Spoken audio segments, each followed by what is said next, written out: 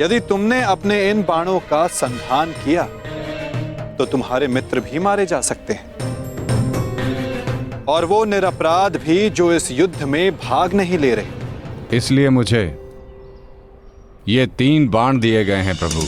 मेरे पहले बाण में भरी लाल भस्म मेरे सभी मित्रों और सहयोगियों को चिन्हित करेगी। मेरा दूसरा बाण उन सभी को चिन्हित करेगा जो इस युद्ध में भाग नहीं ले रहे या निष्पक्ष हैं।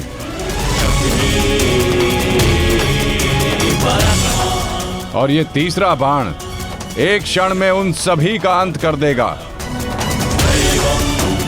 जिन्हें मैंने चिन्हित नहीं किया, अर्थात मेरे शत्रुओं का नाश। असंभव, मैं नहीं स्वीकारता। प्रत्यक्ष को प्रमाण की आवश्यकता नहीं है माधव। मैं यहां हूं, आप यहां हैं, और मेरे बाण भी। आप चाहें तो मेरा परीक्षण यहीं ले सकते हैं। बस लक्ष्य बताएं। तो ठीक है बारबरी, लक्ष्य भी तुम्हारे समक्ष प्रस्तुत है। इस वृक्ष को देख रहे हो? इस वृक्ष के सभी सूखे पत्तों को अपना लक्ष्य बनाओ, परंतु स्मरण रखना बारबरी, इस वृक्ष का कोई भी हरा पत्ता या कोई भी अध सूखे पत्ते का लक्ष्य भेदन नहीं होना चाहिए। स्वीकार है? आदेश का पालन होगा।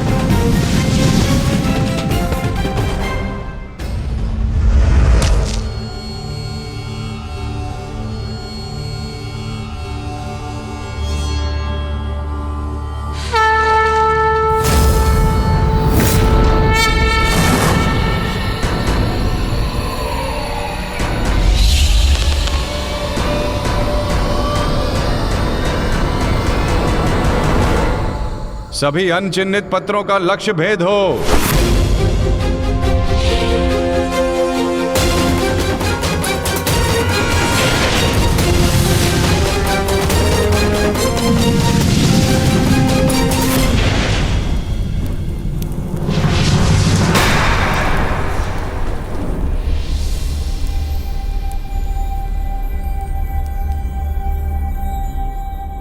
प्रतीत होता है कि कोई सूखा पत्ता शेष रह गया है बारबरीक। तुम असफल हुए। न मैं असफल हुआ हूं और ना मेरा तीर कोई लक्ष्य छोड़ेगा।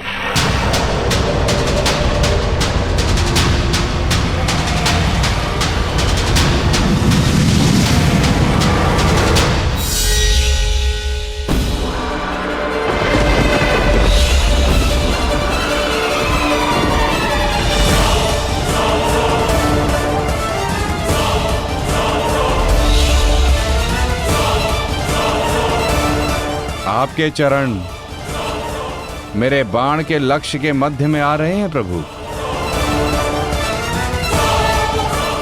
आपसे निवेदन है कि आप अपने चरण हटाइए प्रभु, अन्यथा ये आपके चरण को भेद देगा।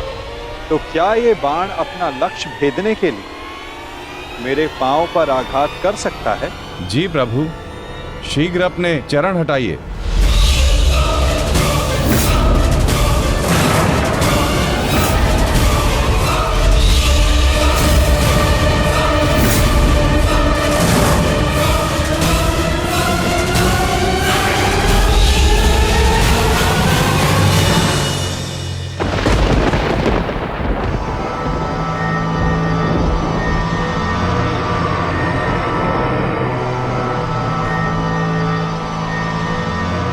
ये क्या किया वासुदेव?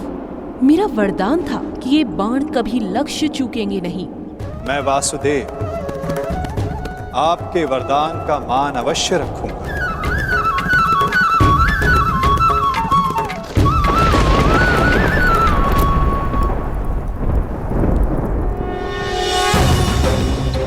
देवी, आपका ये बाण मेरा चरण भेद नहीं पाया, परंतु अब से मेरे शरीर का ये भाग सबसे दुर्बल होगा।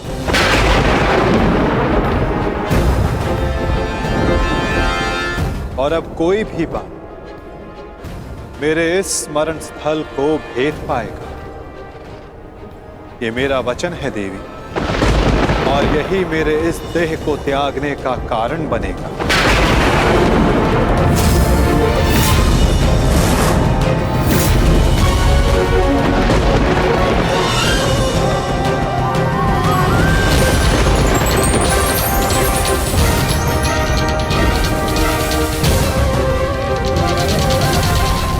कोई भी बाण मेरे इस स्मरण स्थल को भेद पाएगा। ये मेरा वचन है देवी, और यही मेरे इस देह को त्यागने का कारण बनेगा।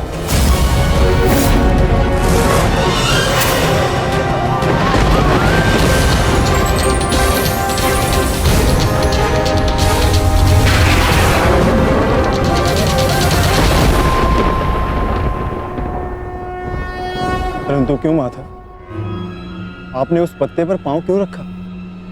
ऐसी क्या आवश्यकता थी आपको? मैंने जो किया उसकी आवश्यकता थी पार्थ, और अब जो मैं करने जा रहा हूं उसकी भी आवश्यकता है। परंतु मैं ऐसा करना नहीं चाहता था पार्थ। ये सत्य है कि बार्बरीक के ये 3 बाण अमोघ हैं। ये हमारे लिए शुभ समाचार है ना माधव? हाँ, परंतु धर्म के लिए ये सबसे अशुभ समाचार है विकोदर।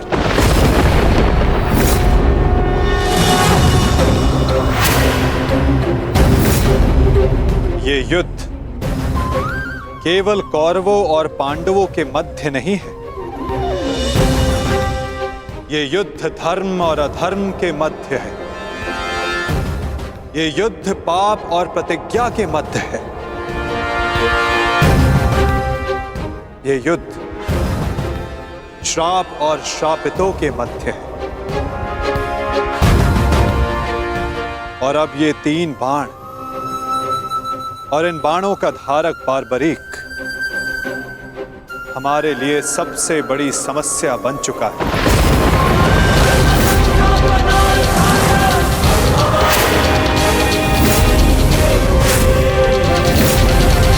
इसी कारण बार्बरीक का अंत अब अनिवार्य है।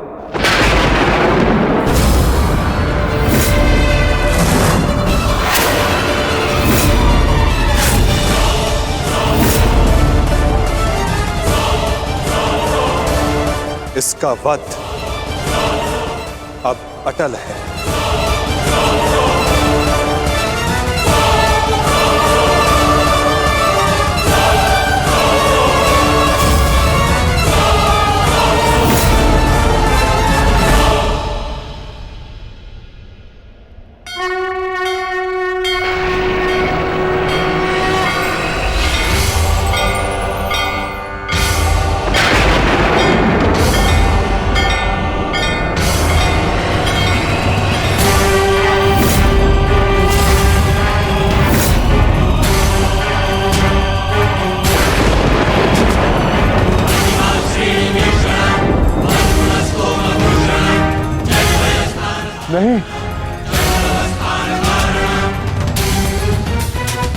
नहीं वासुदेव, मेरे जीवित रहते मैं ऐसा नहीं होने दूंगा। सुदर्शन चक्र को बारबरी तक पहुंचने से पहले मेरे मस्तक से होकर जाना होगा। यही नियति है भीम, और तुम ये भली भांति जानते हो। बर्बरीक का अंत अब अनिवार्य है,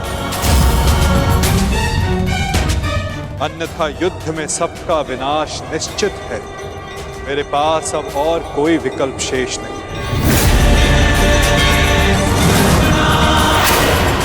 मुझे बारबरीक का अंत करना ही होगा।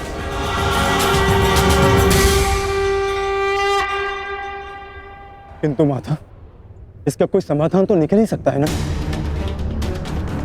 हम बारबरीक को युद्ध से दूर भी तो रख सकते हैं।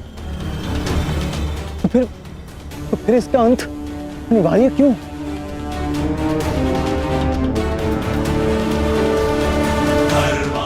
मैं अपने पुत्र को इसी क्षण जाने का आदेश दे दूंगा। मेरी आपसे विनती है प्रभु, मेरे पुत्र को उस कर्म का दंड मत दीजिए जो उसने अभी तक किया ही नहीं। मेरे पुत्र पर सुदर्शन चक्र का प्रयोग ना करें वासुदेव, मेरी विनती है आपसे।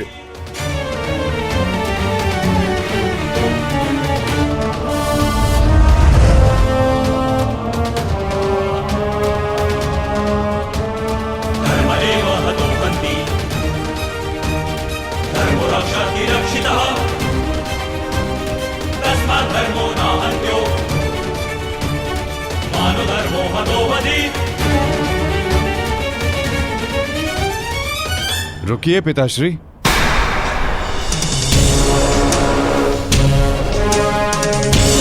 मैं यहां खाली हाथ लौटने नहीं आया था पिताश्री, मुझे इस युद्ध में भाग लेना ही है।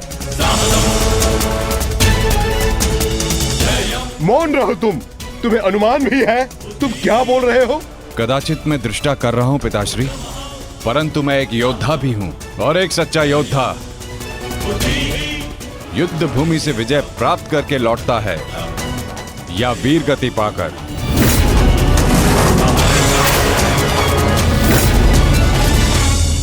क्षमा कीजिएगा वासुदेव, परंतु युद्ध में बारबरीक के भाग लेने से हमें क्या हानि होगी? बारबरीक हमारे पक्ष से युद्ध करेगा, हानि तो केवल कौरवों को होगी वासुदेव। नहीं युधिष्ठिर, जो तुम्हें दिख रहा है वो सत्य नहीं है। क्यों बारबरीक, मैंने उचित कहा ना? मैं समझा नहीं वासुदेव। बारबरीक निश्चित रूप से हमारे पक्ष में लड़ेगा, तो इसमें क्या संदेह है? क्यों पौत्र? सत्य यह है कि मैं इस युद्ध में निर्बल पक्ष की ओर से भाग लूंगा।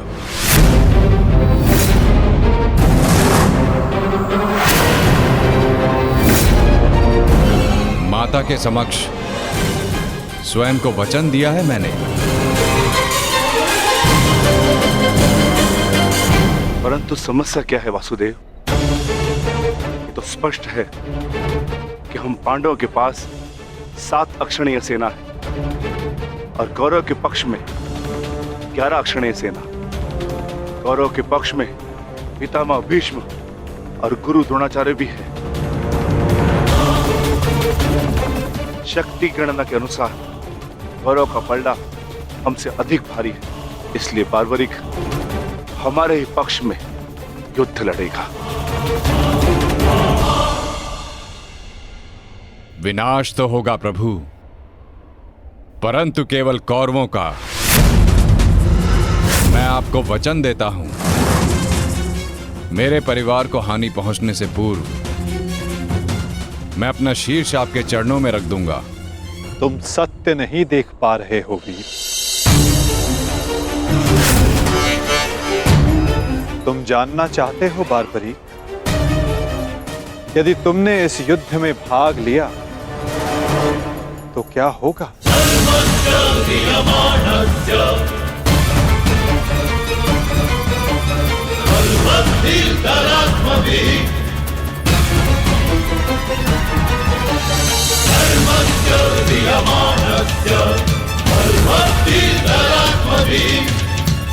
तो देखो,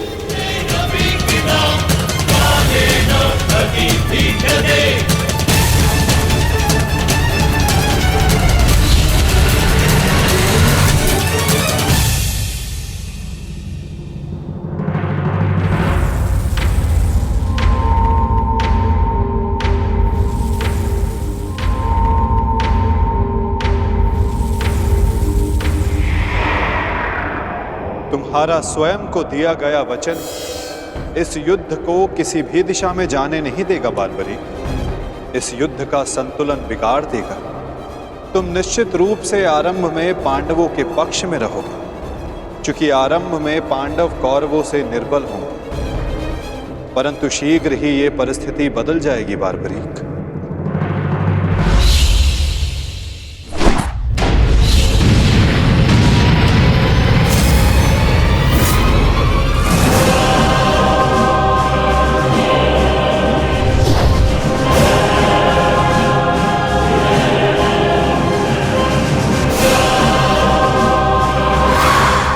जब कौरवों का विनाश प्रारंभ होगा तो शीघ्र ही पांडवों का पलड़ा कौरवों से अधिक भारी हो जाएगा और तुम अपने वचन के कारण संतुलन बनाए रखने के लिए अपना पक्ष छोड़कर कौरवों के पक्ष में चले जाओगे और उसके पश्चात तुम पांडवों पर प्रहार करने लगोगे।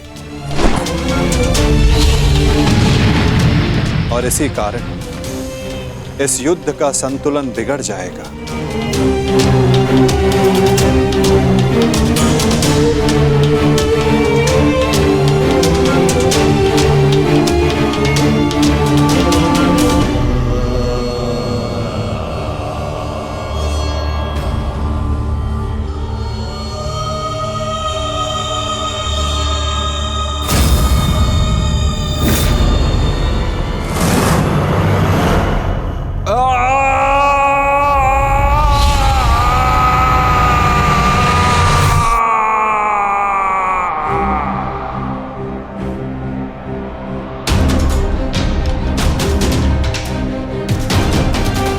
यही सत्य है बार्बरीक। यदि तुम इस युद्ध में हुए तो यही होगा।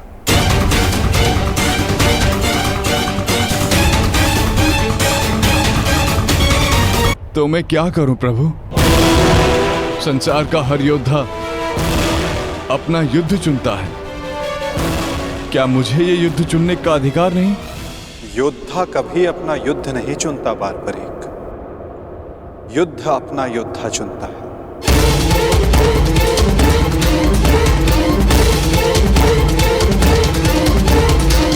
तो आदेश दें प्रभु,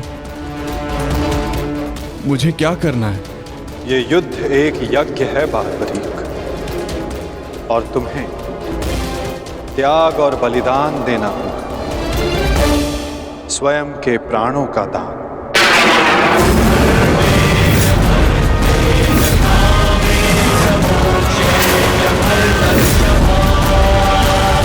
नहीं पौत्र, नहीं। नहीं माता, नहीं।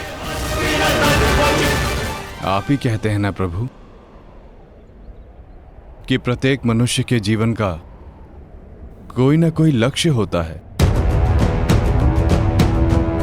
मेरी बस एक ही इच्छा थी कि मैं भी इस युद्ध में भाग लूं। मैं भी इस युद्ध को देखना चाहता था, इसका साक्षी बनना चाहता था। भगवान श्याम को अपना धर्म निभाते देखना चाहता था। क्या मेरी ये इच्छा अधूरी रह जाएगी? मैं वचन देता हूं बार्बरीक, इस युद्ध का साक्षी बनने की तुम्हारी इच्छा मैं अवश्य पूर्ण करूंगा। यदि इस युद्ध में तुम मेरी सहायता करना चाहते हो बार्बरीक, तो तुम्हें स्वयं को इस युद्ध से विरक्त करना होगा। और इसका केवल एक ही मार्ग है जो तुम भली भांति जानते हो।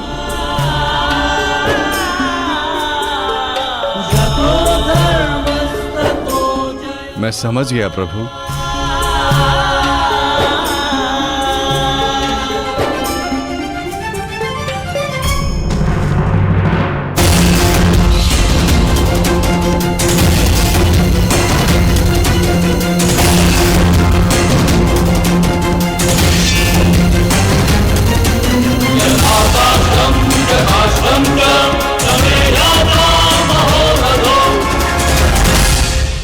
मैं घटोत्कच पुत्र महाबली भीम पौत्र बर्बरीक स्वेच्छा से अपना शीश भगवान कृष्ण के चरणों में भेंट करता हूं।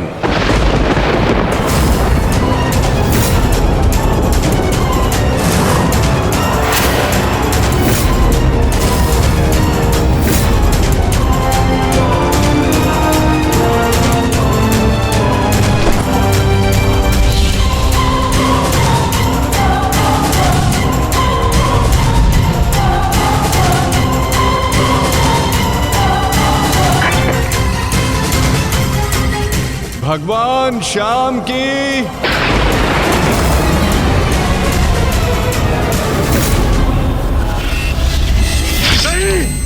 पुत्र बार्बरिक,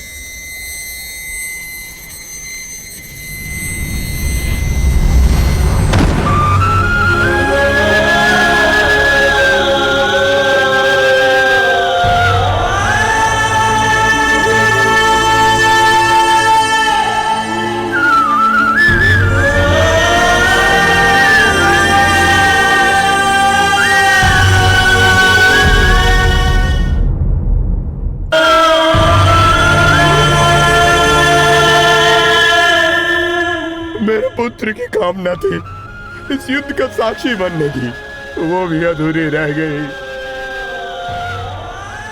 उससे स्वयं के साथ भी अपनी अंतिम कामना का भी अंत कर लिया। नहीं घटोत्कच, ये अंत नहीं, प्रारंभ है। बार्बरीक की अंतिम इच्छा अवश्य पूर्ण होगी। कृष्ण गोविंद हरे मुरारी, हे नाथ नारायण वासुदेवा।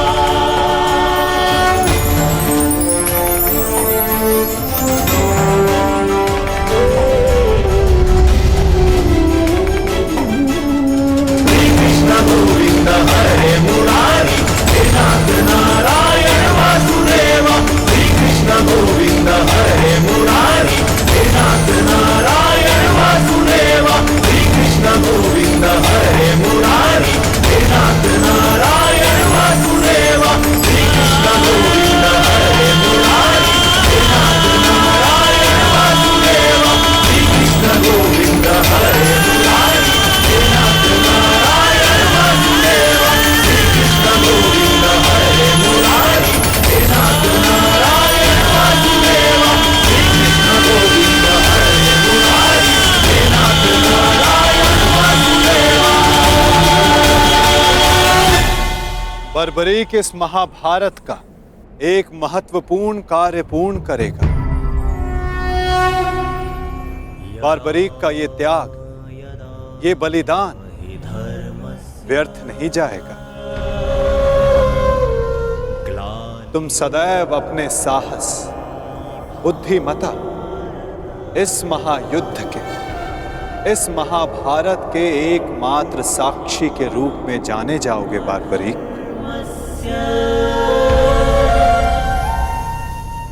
संसार तुम ही से जानेगा कि इस महायुद्ध में जो कुछ भी हुआ धर्म के अनुसार हुआ, और इस संसार के अंत तक तुम इस धर्म युद्ध के साक्षी रहोगे बार्बरीक। तुम्हारे इस निस्वार्थ बलिदान के तुम्हें सदा आदर दिया जाएगा बार्बरीक,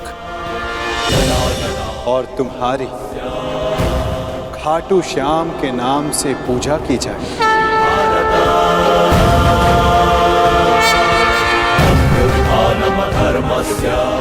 तुम हर उस निर्बल की सहायता करो जो तुम्हारे समक्ष सहायता मांगने आएगा। वीर बारबरीक, तुम अपने साहस के लिए जाने जाओगे, महाभारत के निर्णायक के रूप में जाने जाओगे, शीश दानी के रूप में जाने जाओगे।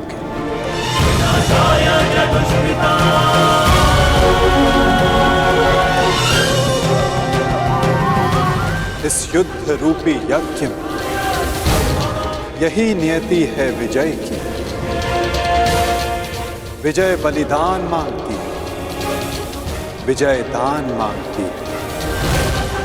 दानी बारबरीक, तुम सदा अमर रहोगे।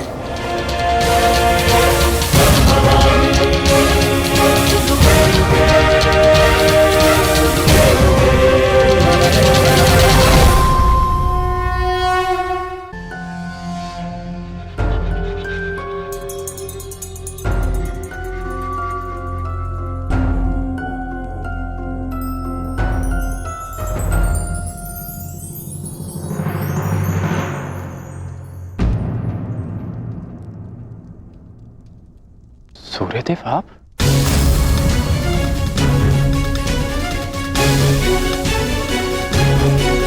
बड़ी बात।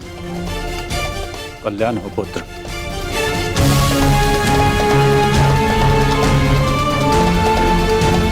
ऐसी क्या आवश्यकता आन पड़ी कि आपको इस समय मेरे समक्ष आना पड़ा? कुछ समय पश्चात मैं आपको अर्घ भेंट करने आने ही वाला था। आज मैं अर्घ लेने नहीं आया हूं पुत्र, तो मैं एक चेतावनी देने आया हूं।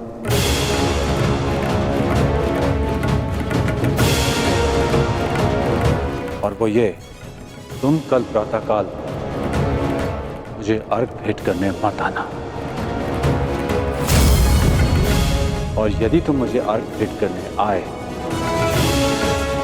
तो तुम अपना सर्वस्व खो बैठोगे।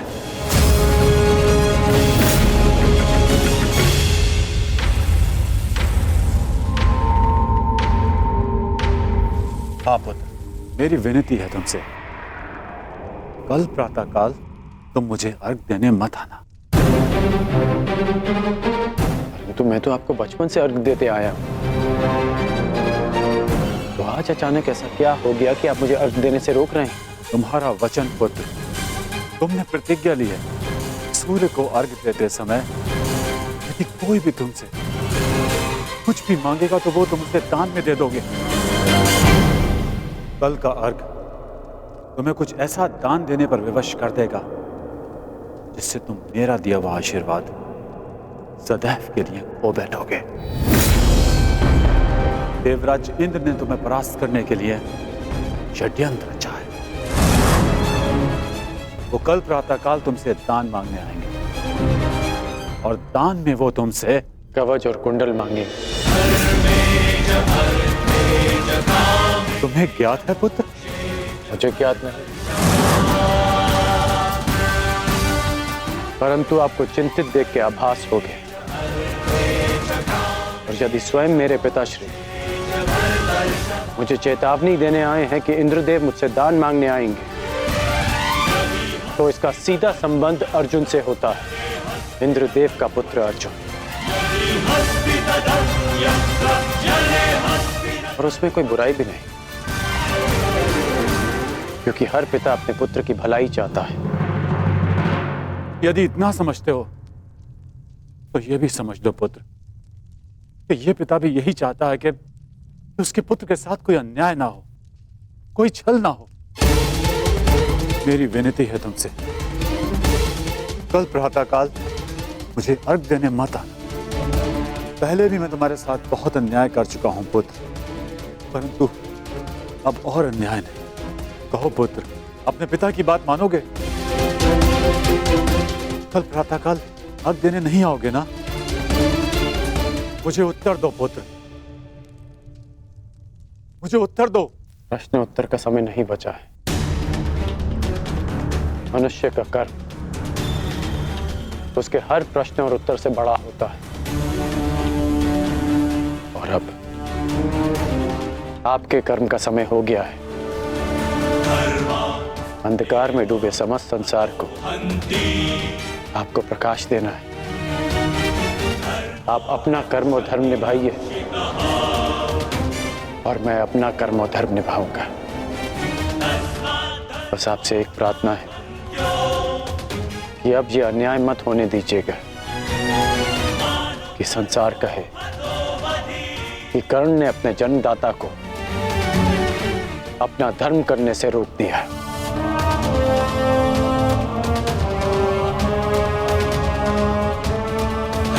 प्रणिपात पिताश्री। मुझे आशा है पुत्र, तुम मेरी विनती स्वीकार कर। कल्याण हो तुम्हारा।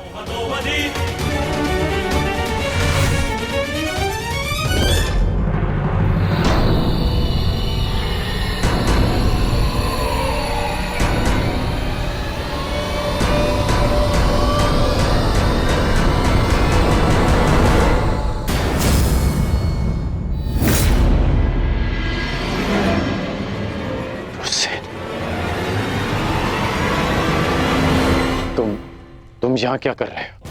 मैंने सब सुन लिया।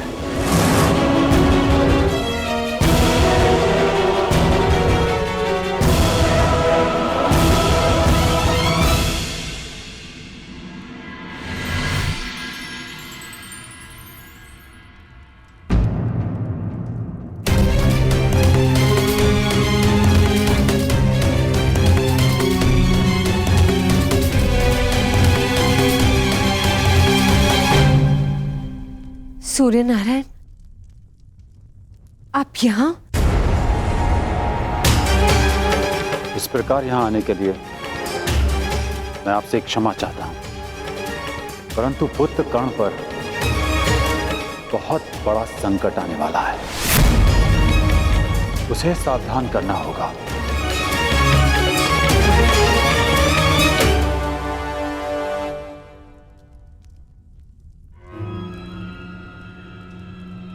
आप सूर्यपुत्र हैं,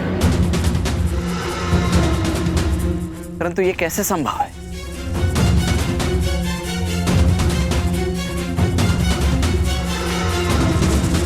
मेरे जन्म से पूर्व एक स्त्री को वरदान मिला था कि वो किसी भी देवता का आवाहन करके कोई भी वरदान पा सकती थी। उस स्त्री को विश्वास नहीं हुआ और उसने इस वरदान को परखने का प्रयास किया। उसने सूर्यदेव का आवाहन किया और वरदान से बद्ध सूर्यदेव को उन्हें पुत्र देना पड़ा, परंतु वो अविवाहित कन्या समाज के भय से भयभीत हो गई और उसने उस बालक को गंगा में बहा दिया। वो बालक मैं था, जिसे पिता अधिरथ ने पाला। सूर्यदेव के आशीर्वाद के रूप में मुझे कवच और कुंडल मिले, जो आप इंद्रदेव छीन लेना चाहते हैं अपने पुत्र अर्जुन के लिए। सूर्यदेव मुझे यही समझाने आए थे कि मैं इंद्रदेव को कल दान ना दूं। अर्थात आज आप अर्घ देने नहीं जा रहे?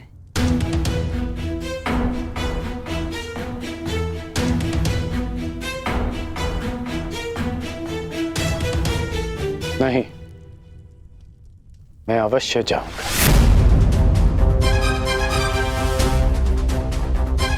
क्यों?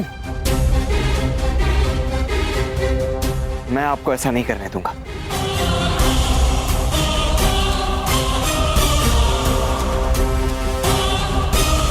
मुझे क्यों नहीं जाना चाहिए? एक दान के भय से अपना संकल्प तोड़ दो, अपना सम्मान खो दो? नहीं पुत्र, ये सूत पुत्र ऐसा कायर नहीं है। आप स्वयं के साथ ऐसा अन्याय कैसे होने दे सकते हैं पिताश्री? आप भली भांति जानते हैं आपके साथ छल होने जा रहा है। फिर भी वो सूर्यदेव जिन्होंने आपको अपना नाम कभी नहीं दिया, जिस पर आपका अधिकार था, वो सम्मान कभी नहीं दी, फिर भी आप उन सूर्यदेव के सम्मान के लिए इंद्रदेव के बिछाए जाल में फंसने जा रहे हैं। पिताश्री, ये कवच आपकी सबसे बड़ी सुरक्षा है और आप इसे इंद्रदेव को दान में दे देंगे। क्यों? केवल सूर्यपुत्र होने के सम्मान के लिए? नहीं, एक सूत पुत्र होने के अभिमान के लिए।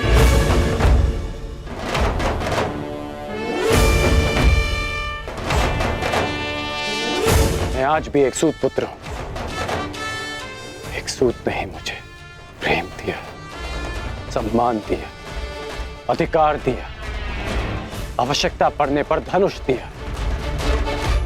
जब मैंने उससे दूर जाने की आज्ञा मांगी तो उन्होंने मुझे वो भी दी।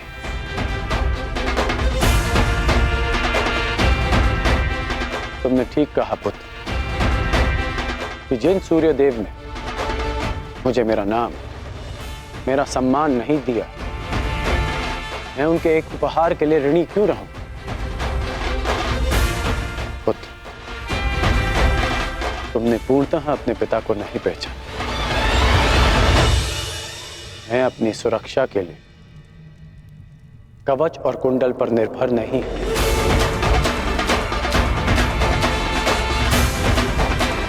मेरी शक्ति मेरा वो साहस है जो मैंने अपनी मां राधा से पाया।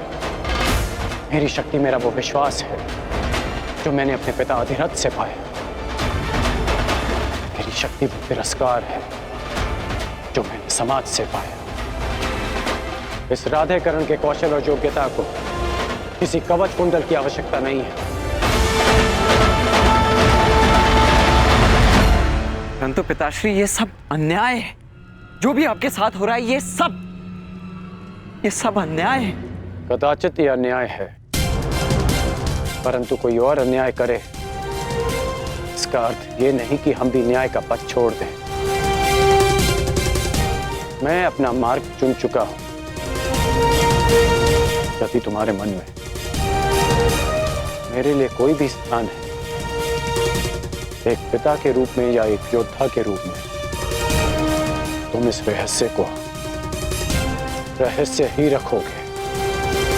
तुम्हें मेरी सौगंध है। वचन दो मुझे पिताश्री। वो वचन दो मुझे वृषसेन।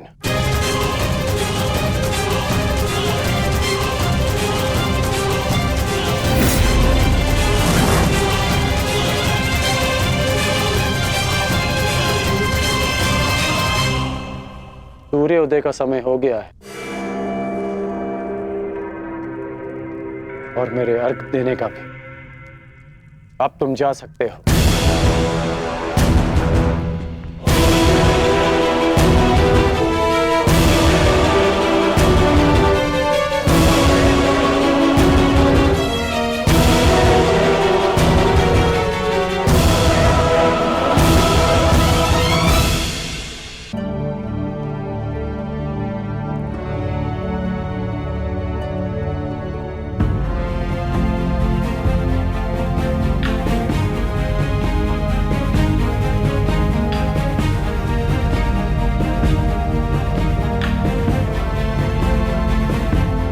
क्या हुआ माता? समय हो गया है, परंतु अभी तक सूर्यदेव उदित नहीं हुए। क्योंकि कदाचित ये उदय होने का उचित समय नहीं है पार्थ। मैं समझा नहीं माता। सूर्यदेव का उदित होना अनिवार्य है, प्रकृति का नियम है। भला इसके विरुद्ध कौन जा सकता है?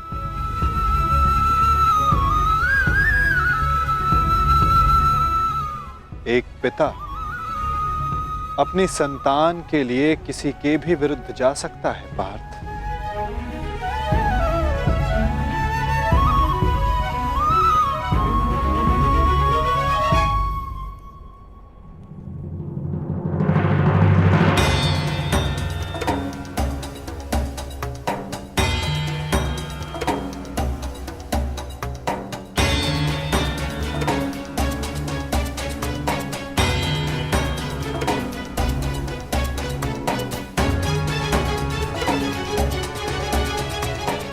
रानीपात वासुदेव।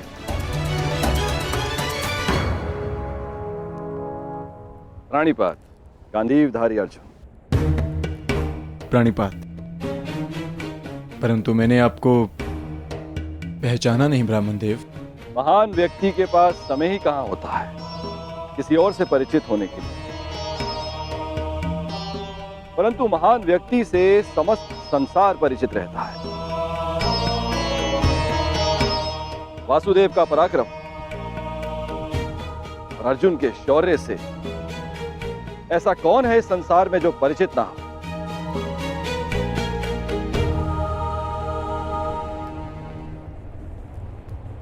धन्यवाद।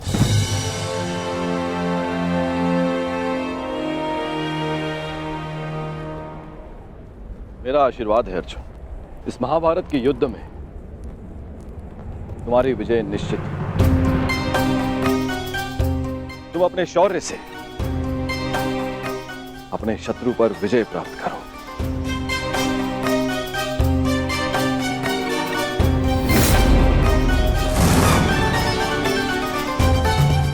मैंने आपकी बात सुनी वासुदेव, और मैंने उसके मंतव्य को भी समझा, परंतु सूर्यदेव केवल एक पिता ही नहीं, वो इस समस्त संसार को ऊर्जा भी देते हैं। किसी भी स्थिति में उन्हें अपना कार्य पूर्ण करना ही होगा। सूर्य उदय होना अनिवार्य है, यह प्रकृति का नियम है। अवश्य, परंतु इन नियमों के बंधन में सभी आते हैं ब्राह्मण देव। सूर्य देव पर, मुझ पर भी, और आप भी। नियति चाहे प्रकृति की हो, चाहे देवताओं की हो या फिर मनुष्य की, परंतु उसे समझ पाना बहुत कठिन कार्य है। आपको स्मरण करवा देता हूं ब्राह्मण देव, मनुष्य को दुर्बल समझना देवताओं के लिए घातक सिद्ध हो सकता है। ऐसा कोई विघ्न नहीं जो एक दृढ़ निश्चयी मनुष्य का मार्ग रोक सके। यदि मनुष्य चाहे तो वो पर्वतों का स्थान भी बदल सकता है। मैं मनुष्य की नियति और निश्चय को कम नहीं आंक रहा वासुदेव, परंतु किसमें कितना बल है ये तो केवल परीक्षा से ही सिद्ध होगा। कभी कभी परीक्षा में परीक्षार्थी नहीं, परीक्षा लेने वाला भी असफल हो जाता है ब्राह्मण देव।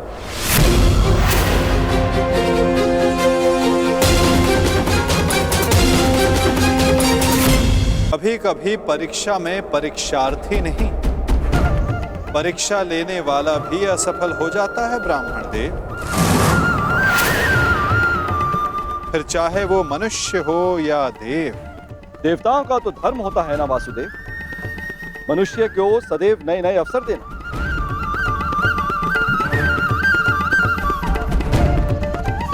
उचित कहा आपने ब्राह्मण देव, परंतु अवसर में यदि छल और भेदभाव आ जाए तो वो अवसर नहीं होता।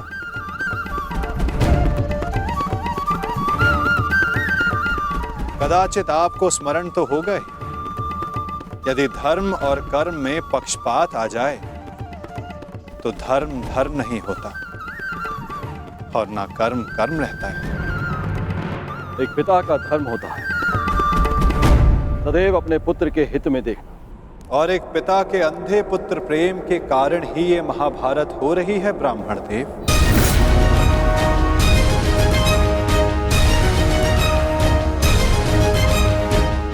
मुझे पिता से कोई लेना देना नहीं, देखना यह है कि क्या एक पुत्र अपना धर्म निभा पाता है या नहीं।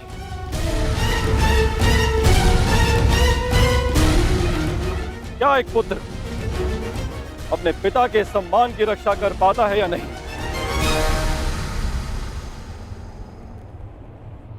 आज्ञा दें वासुदेव, मेरा प्रस्थान करने का समय हो चला है। प्राणिपात।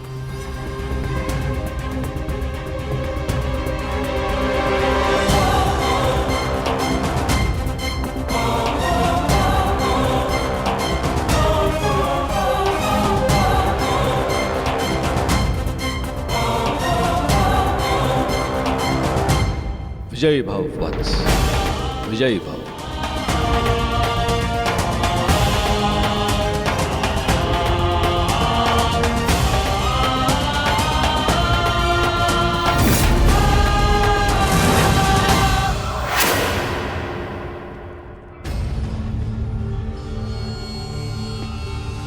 रुक जाइए पिताश्री।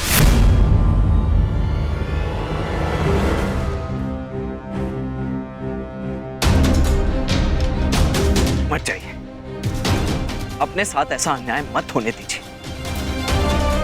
सूर्यदेव ने आपके साथ जो अन्याय किया उसके पश्चात आप ऐसा कैसे कर सकते हैं? मैं ये सब इसलिए कर रहा हूं क्योंकि ये मेरा धर्म है, एक सूत का धर्म।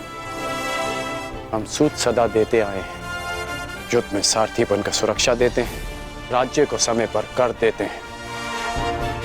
आज एक सूर्य पुत्र के सम्मान का नहीं, एक सूत पुत्र के सम्मान का प्रश्न है। वो सूत पुत्र जिसने दान में मांगी हर वस्तु देने का वचन दिया है, आज मुझसे कोई मेरे कवच और कुंडल क्या